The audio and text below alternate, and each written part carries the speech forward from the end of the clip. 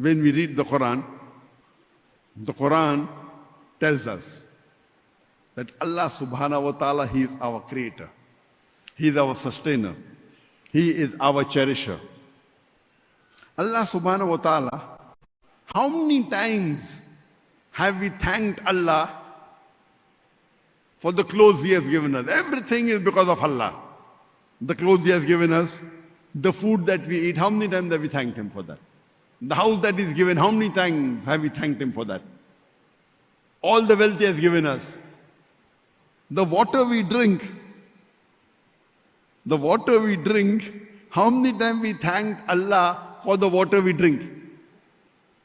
The air we breathe, if you do not get the air for half an hour, 1 hour, you will die. How many of us have thanked Allah for the air that we breathe, because of which we survive? I want to know in this auditorium, can you raise your hand? How many of us have thanked Allah for the air? Only for the air. Please raise your hand. 1, 2, 3, okay. Maybe 5%. Okay, 5% have thanked Allah. Imagine if we don't get the air, some may die after a few minutes, some after 10 minutes, some after half an hour. No one can hold the breath. No one can hold the breath for more than 1 hour. The world record is not 1 hour. So imagine if we don't get the air, we will die. That reminds me of a saying, and we keep on cribbing. We don't have this, we don't have that. We don't have this, we don't have that. You know, there was a man who used to complain because he has no shoes. He used to complain to God because he has no shoes, until he saw a man who had no feet. A person used to complain to God because he had no shoes, until he saw a man who had no feet.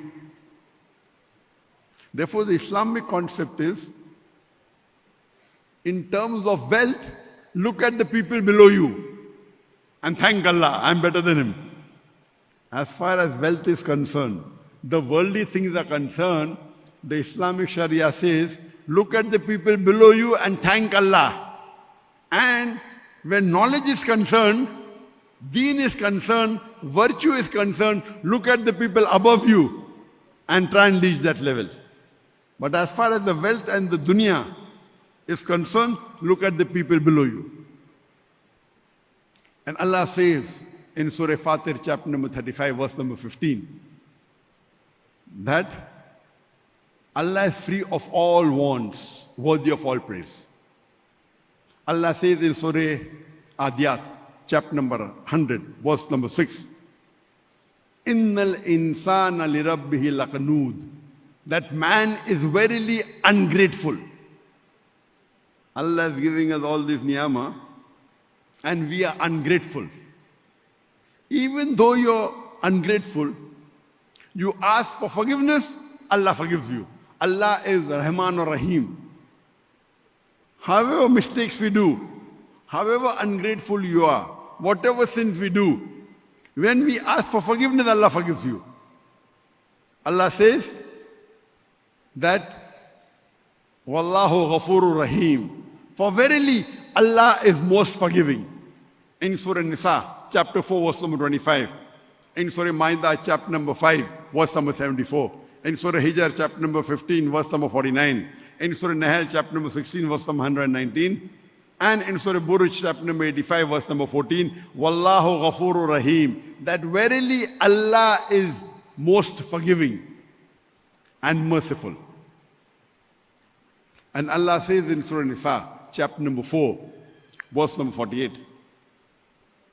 And in Surah Nisa, chapter 4, verse number 116, that if Allah pleases, He may forgive any sin. But anyone who joins partners with God, he has done the most heinous sin. He has gone far away. That means Allah is saying in Surah Nisa chapter 4, 48 and Surah Nisa chapter 4, 116, you do any sin and Allah, if He pleases, will forgive you. But the sin of shirk, He'll never forgive. So if you die as a mushrik, If you die doing shirk, Allah will never forgive you. If you do shirk and you ask for forgiveness before dying, Allah will forgive that also. But if you die as a mushrik without asking for forgiveness, that sin Allah will never forgive. So shirk is the biggest sin in Islam. It is the most heinous sin in Islam.